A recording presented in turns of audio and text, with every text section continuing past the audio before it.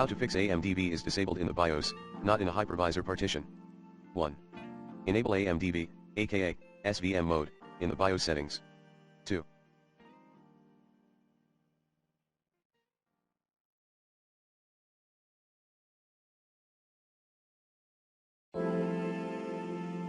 Disable Windows Hyper-V and turn Windows features on or off option. 3.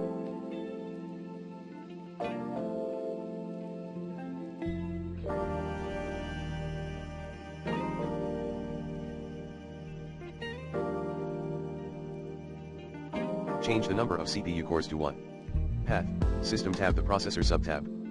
4.